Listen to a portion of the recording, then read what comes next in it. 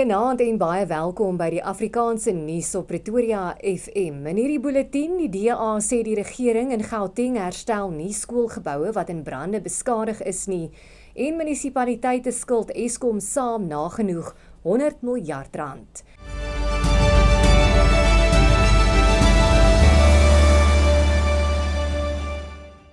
Goeienaand, ek is Esmarie Eysel en baie welkom by die bulletin. Die DA het die Gautengse regering se gebrekkige optrede om brandbeskadigde skole te herstel gekritiseer en gesê dit weerspieël 'n groter probleem van swak brandveiligheidsprotokolle in skole.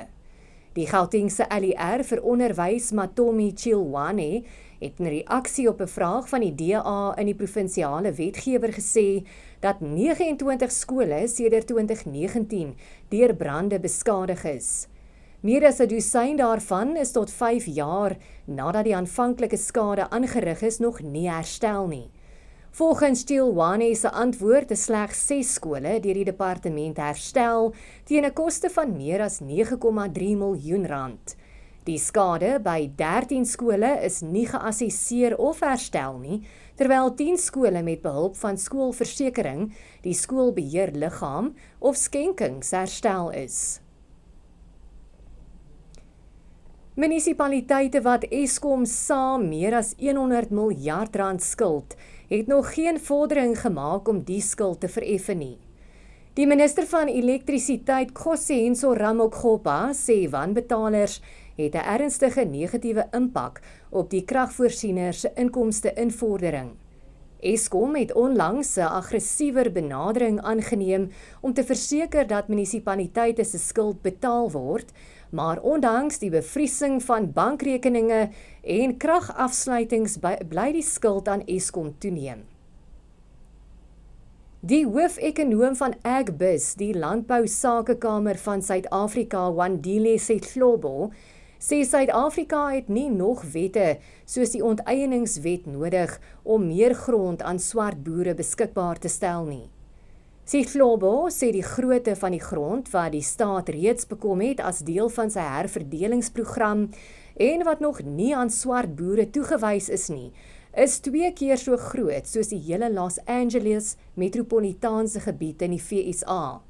Hy het ook daarop gewys dat die toewysingsproses versnel moet word om die bedryf te laat groei.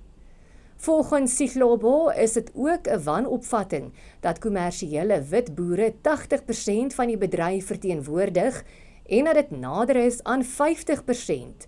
Hy sê ten spyte hiervan lewer swart boere nagenoeg 10% van die algehele produksie uitset. Die skrywer van reisverhale Johan Bakkes is in die ouderdom van 68 jaar aan kankerverwante oorsake oorlede. Huldeblyke stroom sedert sy afsterwe op sosiale media platforms in. Bakkes, wat bekend is vir sy werk soos Hel toe en Terug en Oopse Daisy, was ook 'n geoktrooieerde rekenmeester en professor aan die Universiteit van Kaapstad.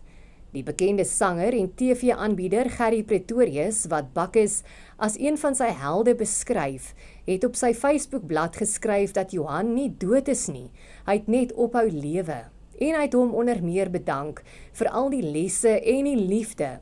Professor Bakkes se gerespekteerde medeskrywer Daniel Lotter het ook van sy mooiste herinnerings gedeel.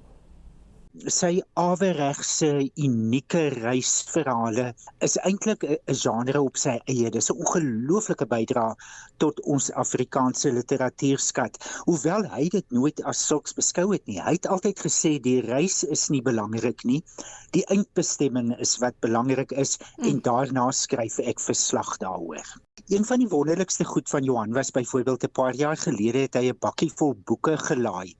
En toe het hy die platteland ingevaar om boeke af te gee by biblioteke waar daar 'n skaarste aan Afrikaanse boeke is. Maar Johan het gesê hy wil nie alleen reis nie. Toe koop hy by Etkes en Ceres 'n ou winkelpop. En hy trek vir haar mooi aan met 'n doek oor die kop en 'n sonbril en Pop was sy reisgenoot. En hy kon lag dat die trane uit sy oë loop as hy vir jou vertel van die avonture met petroljoggies, wanneer hy stop om brandstof in te gooi en hulle groet vir Pop en Pop groet nie terug nie. Jy weet, Johan was net hierdie karakter. Hy was 'n wonderlike mens. Lotter se Facebook-plasing word afgesluit deur loop mooi na die verre landstreke oral. Dit bring ons aan die einde van die nuus. Baie dankie vir die saamkyk. Jy moet 'n mooi aand hê en 'n mooi dag, dan maak ons môre aand weer so.